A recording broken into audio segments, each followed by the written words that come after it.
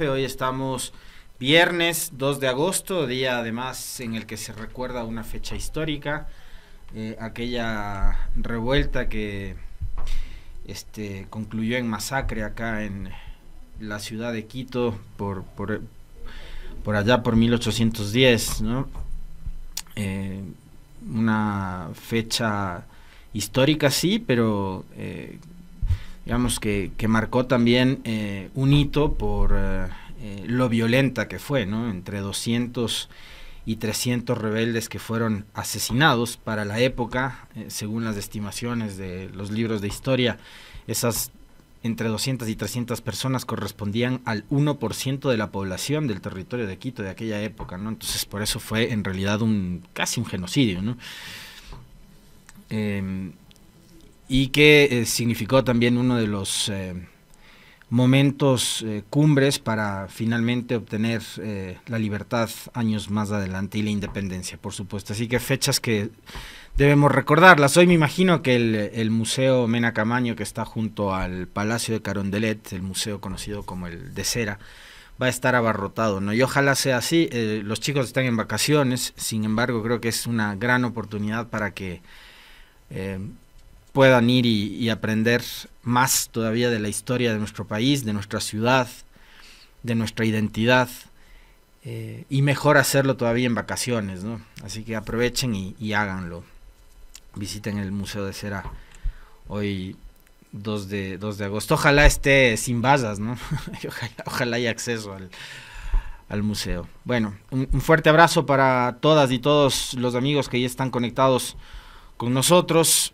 Un saludo cariñoso, afectuoso de cumpleaños para dos queridos amigos, colegas, los dos periodistas. El uno, el querido Chamito Alex Llanos, compañero de los medios públicos, de la buena época de los medios públicos. Feliz cumpleaños. Y el otro también, queridísimo amigo, Daniel Montalvo, que están celebrando su cumpleaños hoy. Los dos periodistas, ¿no? Así que un fuerte abrazo para ambos. Se les aprecia y se les estima siempre. Ayer abordamos al final o al cierre de este comentario con respecto de la famosa convocatoria o llamado reunión de la unidad de las izquierdas, ¿no? Y una de las cosas que yo les manifestaba era que mostraba cierto nivel de escepticismo durante la conversación y entrevista que estuvo, por cierto, bastante interesante con Jacobo ayer. Entretenida también. Algunas personas me decían deberían entrevistarle más seguido al Jacobo y ojalá sea los lunes para empezar con buen humor. Yo recordaba un episodio de la historia del país allá por el año 2002 en la Universidad Politécnica Salesiana. En aquella época yo lo tengo súper presente porque para esos tiempos todavía era estudiante universitario y estaba en la Salesiana. Se convocaron, y creo que fue por iniciativa del padre Eduardo Delgado. Si ustedes lo recuerdan también, fue uno de los que lideraba aquel polo democrático. Creo que en su momento bastante cercano al mismo León Roldós, a Marta Roldós, para esas épocas, ¿no? No recuerdo bien si el cargo de Delgado era prorector de la Universidad Salesiana o alguna cosa por el estilo, ¿no? Porque el rectorado está, entiendo que en Cuenca. Pero por iniciativa del cura Delgado, se juntaron en el Salón Leonidas Proaño de la Universidad Politécnica Salesiana sobre las instalaciones que están en la 12 de octubre. Jacinto Velázquez, León Roldós, Rodrigo Borja, Lucio Gutiérrez y Antonio Vargas. 5 precandidatos presidenciales que se sentaron a conversar para buscar la forma de lograr una candidatura de consenso. Finalmente, de ahí salieron 5, ya no precandidatos, sino 5 candidatos presidenciales. Los 5 fueron a la papeleta, los 5 estuvieron en la papeleta. No hubo posibilidad alguna de unidad ni de alianza. Y los 5 corrieron por la presidencia. Increíblemente, en esas épocas recuerdo bien que el que más probabilidades, las encuestas decían, tenía de ganar, era Borja, y Borja se quedó por fuera de la contienda. Y Borja no solo que se quedó fuera de la segunda vuelta electoral, sino que me parece, si es que la memoria no me falla, ocupó un cuarto lugar, increíblemente. Esa fue la primera elección presidencial, creo, en la que yo voté. Y claro, en la primera vuelta había votado por Borja. Corrieron, fíjense ustedes, Roldós, Borja, Lucio, Antonio Vargas, Jacinto Velázquez con una votación bastante marginal, Rodrigo Borja, los 5, ¿no? Y finalmente pasaron a la segunda vuelta a Álvaro Noboa, quien para esa época ya tenía su propia organización política. Recordemos que en el 98 Noboa corrió por el PRE, y para la siguiente elección el hombre inteligentemente le arrebató el capital político a Bucaram y se fue llevando todos los bastiones del PRE a lo que era el PRIAN, ¿no? El Partido Renovador Institucional, Acción Nacional, algunos decían Álvaro Noboa. Él quería ponerle Álvaro Noboa, pero era Partido Renovador Institucional, Acción Nacional. No sé a qué se refiere Juan Carlos Santillán cuando me dice no, era León Roldós. No, en esa época quienes apuntaban, fue tan gracioso, les voy a recordar, yo sí tengo en la memoria eso, que al cierre de la jornada, Ecoavisa tenía instalada su unidad móvil en la residencia de Rodrigo Borja pensando que él iba a ser el que pase a la segunda vuelta. Y salían en vivo al cierre de la jornada. Es más, me acuerdo qué reportero y qué periodista estaba en la casa del doctor Borja cubriendo el cierre de la jornada electoral. Era Félix Narváez. Y fueron a la casa del doctor Borja porque pensaban y estaban segurísimos, porque las encuestas todas decían que él iba a pasar a la segunda vuelta, y estuvieron y nadie fue a la casa de Lucio. Y resulta que Lucio se habría convertido para la época en el outsider o en el no programado, ¿no? Y termina metiéndose Álvaro Noboa a la segunda vuelta junto a Lucio Gutiérrez, que como también recordábamos ayer, para esas épocas, por el boom del chavismo y lo que representaba Hugo Chávez no solamente para Venezuela sino para la región, le escribía cartas al coronel Chávez, Lucio Gutiérrez, al comandante Chávez, le escribía cartas, y Lucio replicaba la forma de presentarse, de hacer campaña, se vestía tal cual como lo hacía Hugo Chávez, con un uniforme verde oliva, verde militar, así hizo campaña, ¿no?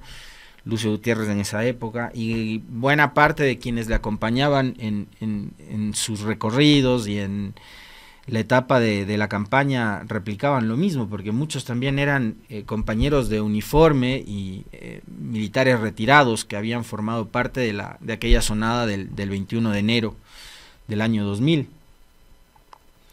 en donde finalmente cayó el gobierno de Mahuad.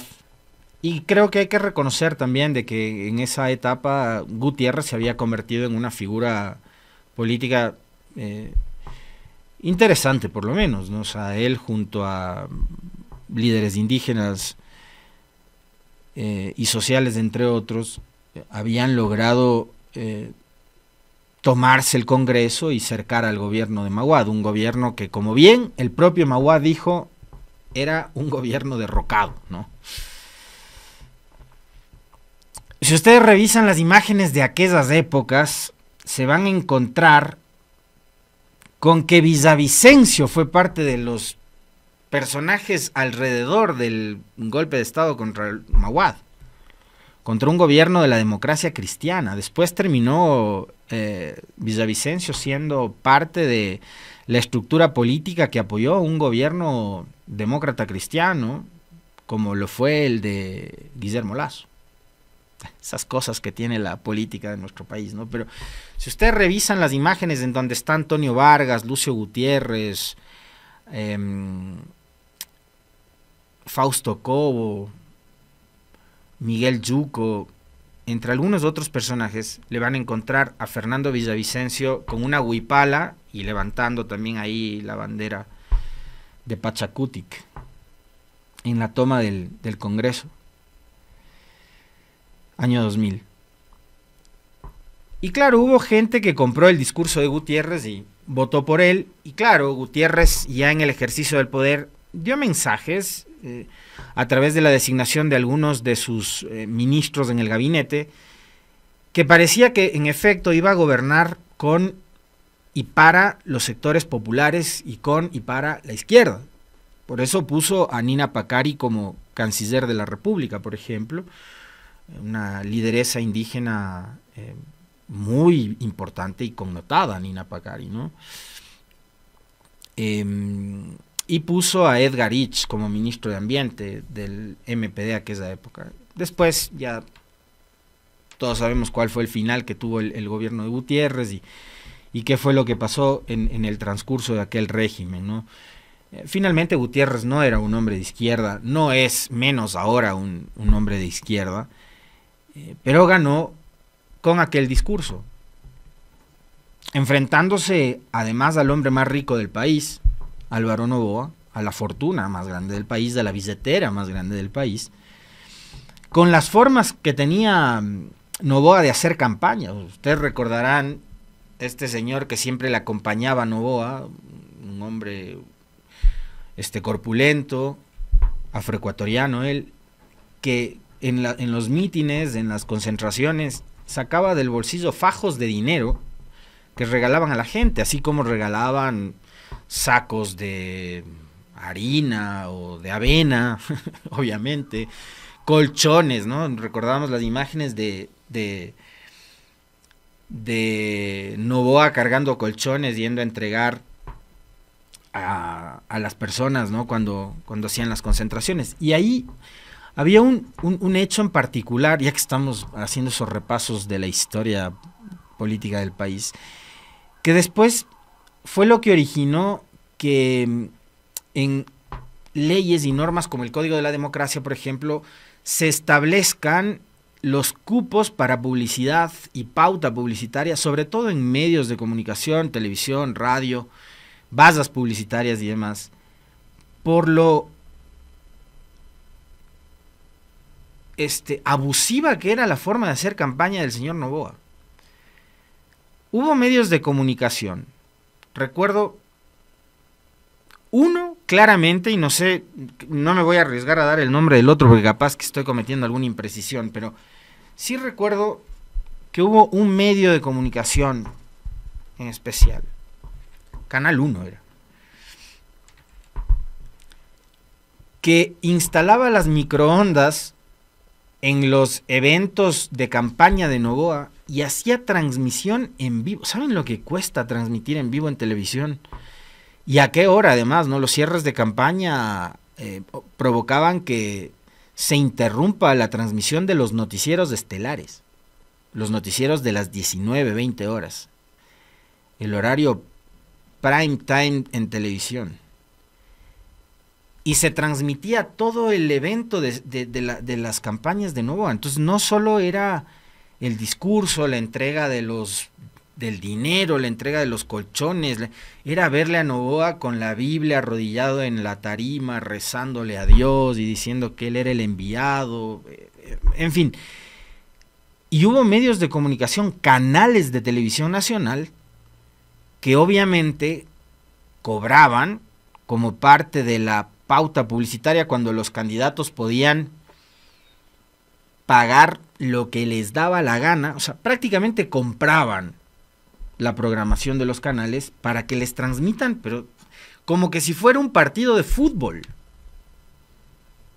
tal cual, como que si fuera un partido de fútbol, sus mítines y sus concentraciones. En esa época no era, digamos, el mismo fenómeno de hoy, ¿no? Lo que tenemos las redes sociales, ahora ya no es necesario que pagues miles de dólares a un canal de televisión, basta con un buen equipo propio de comunicación, internet y estás, ¿no?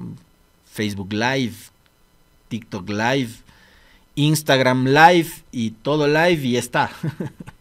y transmitiste en vivo a través de tus propios canales digitales y se acabó. Pero en esa época no había posibilidad, entonces tenías que depender de canales de televisión y los canales de televisión se prestaban para eso porque pasaba antes lo mismo que pasa hasta el sol de hoy. Que los medios de comunicación, en esa época que no había medios públicos, los medios privados, eran actores políticos como lo son hoy. Siguen siendo actores políticos, siguen siendo parte de el escenario de la política.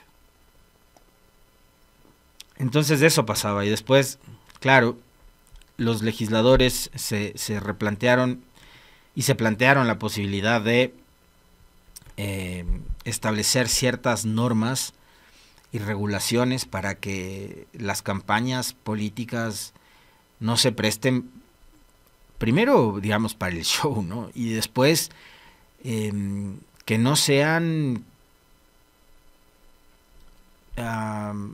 condicionadas a que gane o pase a segunda vuelta el que más plata tenga para invertir en una campaña, sino que los partidos y los candidatos compitan en igualdad de condiciones. Finalmente, a partir de este asunto de las se me escapa el nombre, de las claves y no sé qué, de la pauta publicitaria a través del CNE, lo que hace es impedir que existan este tipo de abusos y que todos los partidos, movimientos políticos y candidatos puedan competir en buena lid y en igualdad de condiciones, porque si no, viene el dueño del banco y te compra los medios de comunicación y te hace campaña, como les decía yo hace un momento con Alvarito, ¿no? O cualquier otro empresario, etcétera, y no va a estar en igualdad de condiciones que alguna organización política que no tenga una gran billetera o un gran colchón económico para poder solventar y sostener una campaña que es extremadamente costosa. Entonces esa elección la ganó finalmente Gutiérrez, ¿no? Ustedes recordarán, pasan a segunda vuelta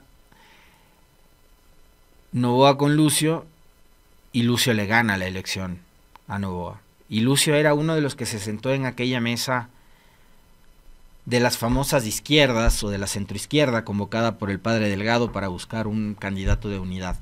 Entonces, aquel episodio, trayéndolo a la memoria para un poco reflexionar sobre el intento que se ha hecho esta semana, que no deja de ser interesante, que no deja de ser, creo yo, hasta digno de reconocerlo, porque me parece que hubo actitudes de mucha civilidad y de al menos un ánimo de coexistir y de convivir entre los representantes de las organizaciones que fueron, que creo yo habla bien de la gran mayoría de los participantes, excepto por lo que sucedió en las últimas horas y ayer específicamente con los representantes de la Unidad Popular.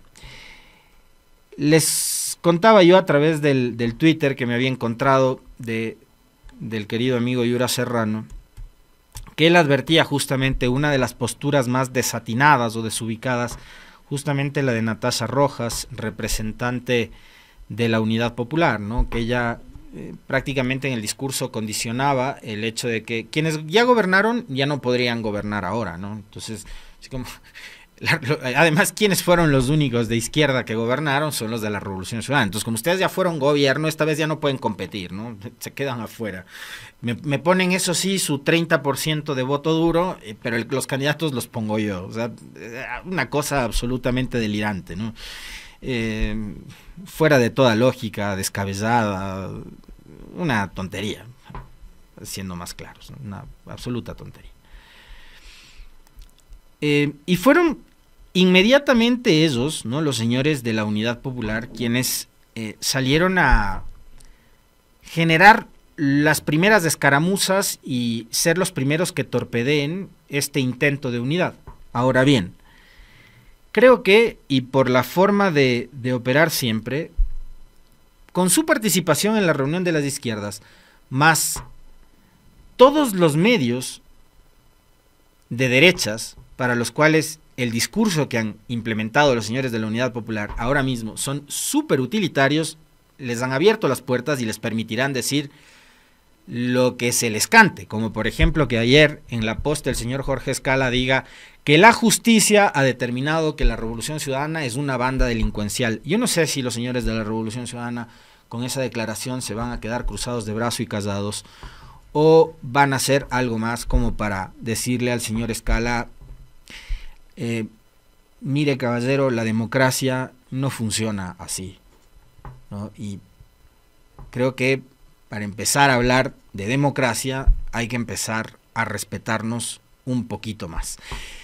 Partiendo de un hecho que además lo señalábamos ayer y que fue interesante que forme parte de la discusión en el encuentro de las izquierdas, que es al menos por unos minutos, por un segundo, de poner ciertas actitudes y el dejar por unos minutos también de lado las rencillas, los rencores, la sed de venganza, de revancha o las broncas que hayan tenido entre ciertos actores políticos de una y otra organización de las que participaron en este evento de las izquierdas hace 2 días.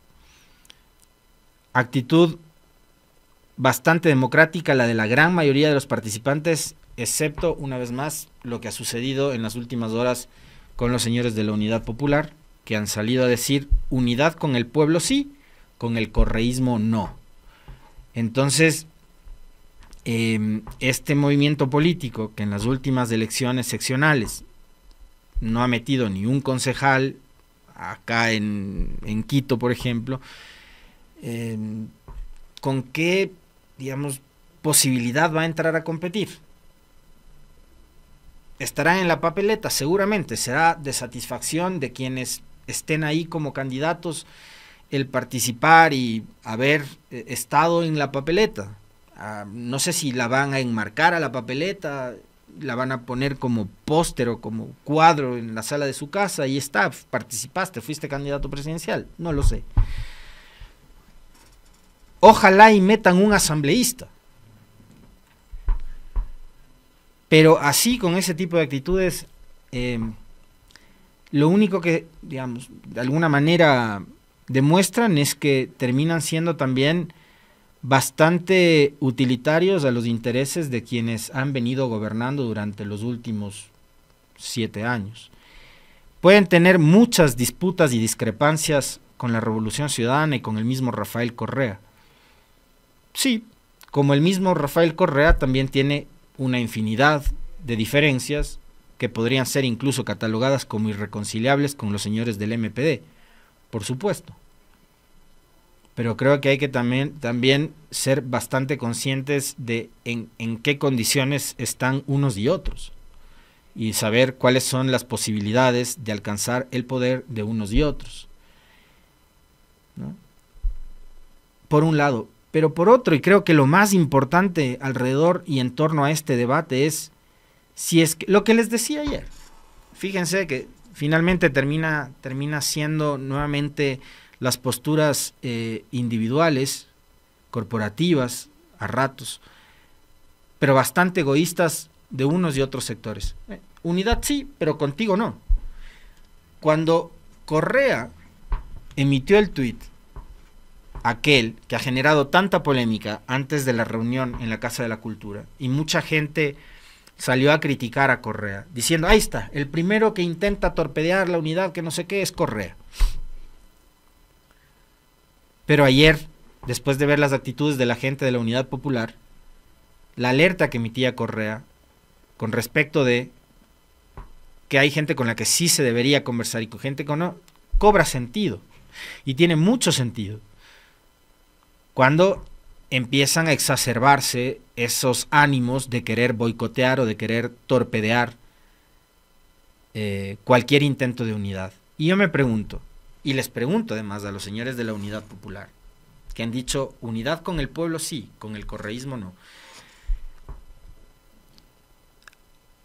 ¿Son más las cosas que les diferencian y les distancian a la Unidad Popular de los sectores de izquierda que podrían estar representados por la Revolución Ciudadana que con Lazo, por ejemplo, con quienes sí se sentaron y formaron parte de toda la plataforma que apoyó a Guillermo Lasso y que le ayudó a llegar a la presidencia en el 2021.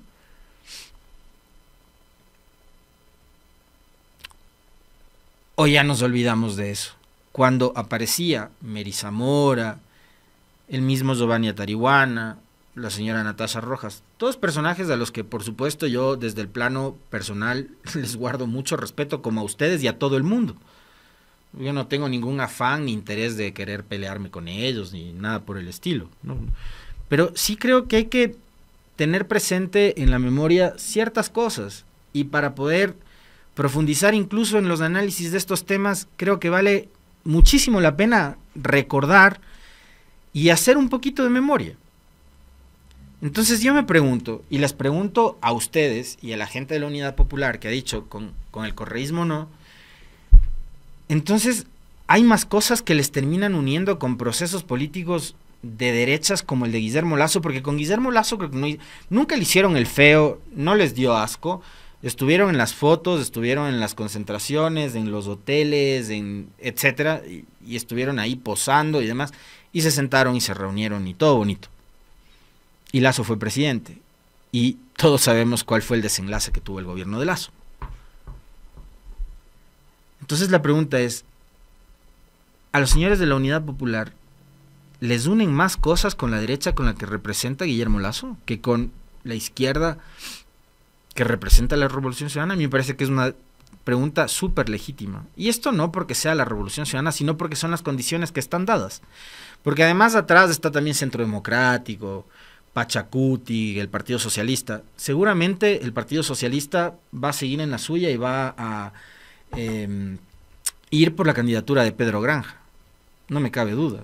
No creo que ellos tampoco estén dispuestos a ceder espacio con esa candidatura por apoyar a la Revolución Ciudadana. Mi impresión, capaz me equivoco, capaz y mañana los señores del Partido Socialista me dan un chirlazo y me dicen, no, pana, ¿sabes qué? Nosotros estamos por el Ecuador, no estamos por Pedro Granja, por Pablito, por Juanito, por Anita, no, lo nuestro es del Ecuador. Y a eso iba. El problema es que finalmente terminan imponiéndose las posturas corporativas, individuales de cada movimiento, que el objetivo del país. Es decir, cuando leía yo convocatoria de las izquierdas, lo que se me venía a la cabeza es un intento absolutamente legítimo, necesario además, desde el punto de vista de quienes coincidimos muchísimo más con las ideas políticas de sectores de centroizquierda o de izquierda, de frenar la arremetida y la avanzada de movimientos políticos y de gobiernos de carácter neoliberal, como los últimos tres que hemos tenido, Moreno, Lasso, Noboa. ¿Necesaria la unidad para frenar justamente la arremetida neoliberal? Totalmente. Y un poco más para entender esto, les invito a que en el repositorio de YouTube de Radio Pichincha busquen la entrevista que tuvimos hace un par de semanas, la última que le hicimos a Matthew Lecuan, hablando justamente de lo que ha significado para el país y de lo que representa todavía para el país el hecho de haber sido sometidos a modelos de gobierno como los implementados por estos últimos tres. Entonces cuando lees las noticias de que las izquierdas se van a juntar y tal, dices, caramba, puede haber una posibilidad. Después te das cuenta de que cada organización política tiene sus intereses, de que cada organización política también está conformada por actores, por candidatos, precandidatos, por personas, que cada una tiene también sus legítimas aspiraciones y ambiciones, que son, insisto una vez más, legítimas, pero terminan siendo individuales, y habrá que ver también qué caudal o capital político tenga cada una y qué es lo que representan. Va a ser muy complicado que pueda prosperar una alianza o una candidatura de unidad aspirando a replicar modelos como los que nos citaba ayer el Jacobo, ¿no? Lo del Frente Amplio de Uruguay, un Frente Amplio que además aglutina gente que no necesariamente es única y exclusivamente de izquierda o de centro izquierda, también hay gentes de derechas, pero que tienen conciencia social. O la Concertación de Chile, o lo que ha pasado ahora último en Francia, ¿no? Para tratar de impedir también la arremetida de los sectores más conservadores y ultras de la política de Europa, en donde el neofascismo está ganando muchísimo terreno, acompañado del boom de las redes sociales y de los grandes medios de comunicación y de grandes capitales también. Entonces ahí uno se pone a ver y lo utilitarios que terminan siendo estos ciertos movimientos de izquierdas para los intereses de estos sectores que les decía hace segundos nada más. Y revisando las reacciones de ayer con respecto de la postura bastante radical y hasta irracional de los representantes de la Unidad Popular, yo quisiera compartirles a ustedes probablemente una de las posturas más precisas con respecto de lo que es una respuesta desde los sectores populares, que también formaron parte de la dichosa reunión de las izquierdas, y que no sale, y ojalá, espero, que la Revolución Ciudadana no muerde el anzuelo, porque el cuarto de hora se termina con la asistencia a la reunión y con los 4, 5, 6 medios de comunicación que estarán aplaudiéndole al MPD por lo que ha salido a decir y a insultar al correísmo. Entonces, ojalá la Revolución Ciudadana no muerde el anzuelo y no se dediquen a esta hora a responder y a profundizar en un debate que no nos va a llevar absolutamente a nada, ¿no? Que es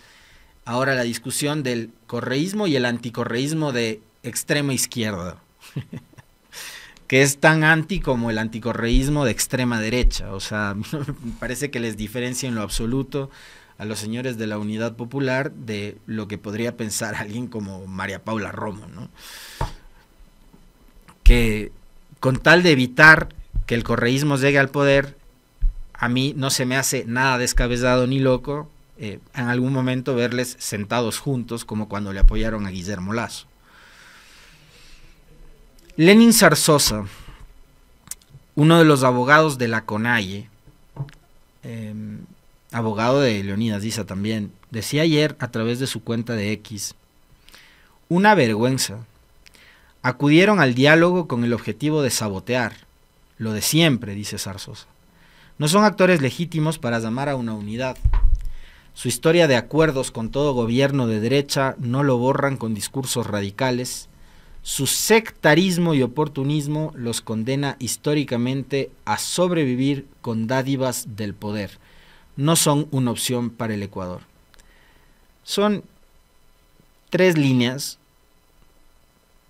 en las que Lenin Zarzosa describe con muchísima precisión lo que es, lo que fueron y lo que serán ciertas organizaciones que se dicen de izquierda y que han terminado siendo bastante útiles para sectores y grupos de poder, de los cuales por supuesto también en su momento, como bien él dice, han obtenido dádivas.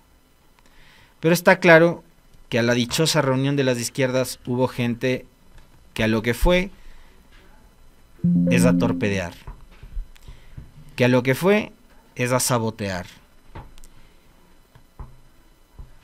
y que con esos afanes, con esas actitudes, una vez más lo que están posibilitando, más allá de impedir que las izquierdas ganen el poder o ganen la elección próxima, la del 2025, lo que están permitiendo, o lo que están posibilitando, o lo que están facilitando, o lo que estarían facilitando, es el camino a que Daniel Noboa nuevamente pueda ganar la elección, o de que aparezca algún otro personaje de estos muy parecidos a lo que fue ya Lenín Moreno, Guillermo Lasso, Daniel Noboa, y que al ver a la izquierda matándose entre ellos, dividiéndose, obstaculizándose, bloqueándose, peleándose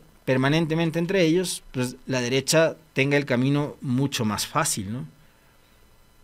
Para la derecha es tan sencillo como juntar una serie de apellidos y de fortunas, proponer un nombre, lanzarlo y ganar la elección, que es lo que pasó en el 2021. ¿Se acuerdan? Hay una foto lindísima, ¿no? Donde estaba Nebot, su hermano, Guillermo Lasso, César Monge, Cristina Reyes, en una casa preciosa en la zona de Mocolí, decidiendo a quién iban a proponer de candidato. Ahí el Partido Social Cristiano estaba entre Cristina Reyes y Guillermo Lasso. Terminaron diciendo que sea Lasso. Y Lasso era Lasso, ¿no? Para Lasso él era el candidato, para Monge Lasso era el candidato, y para José Nebot, el hermano de Jaime, Lasso era el candidato, porque además era su concuñado y demás. Y las derechas lo único que hacen es eso, o sea, juntan, estaba Nebot, estaba Lasso, estaba Monge, habrán juntado por ahí algún otro apellido más, guayaquileño, y la campaña estaba solventada y estaba financiada desde el arranque mismo, ¿no? Entonces, para ellos es muy fácil. Y mientras tanto, volteamos a ver a las izquierdas, y las izquierdas están discutiendo y peleándose por muchas cosas. Cosas que además, por supuesto, tienen mucho sentido. Yo no voy a jamás deslegitimar las causas como las que han venido defendiendo y por las que han venido luchando permanentemente en el movimiento indígena. El tema del extractivismo, por ejemplo, que fue además al inicio del gobierno de Correa una de sus banderas de lucha. El dar el salto, ¿no?, como país, y pensar también qué va a pasar en este país cuando los recursos no renovables, que son eso, no renovables, se acaben. ¿De qué vamos a vivir cuando ahora ya no vamos a poder explotar el ITT? Cuando ya este país no tenga y no haya explotación y exploración petrolera, cuando se acabe el oro, cuando se acabe el cobre, cuando se acaben los minerales, ¿de qué vamos a vivir? Entonces, sí me parece que es legítima también, pensando en el Ecuador del futuro y hacia el futuro, en las generaciones que van a venir después, ¿qué fuentes de energía van a tener? ¿Qué fuentes de ingresos va a tener el país más allá de las remesas de nuestros migrantes el día en que se acaben los minerales y el petróleo? Entonces me parece que es absolutamente legítimo, sí, sentarse y discutir y debatir sobre temas relevantes. Pero eso de ahora gobierno yo, sí me parece que es como bastante desatinado, desubicado, y que no se compadece además con la situación que actualmente vive el país. Y creo que el Ecuador hoy, ese Ecuador que está sumido en la desesperanza, ese Ecuador que, de acuerdo a las últimas encuestas y a los últimos números que muestra Comunicaliza, cree por encima del 65%, casi 66%, de que la situación del país está mal o muy mal, ¿ya?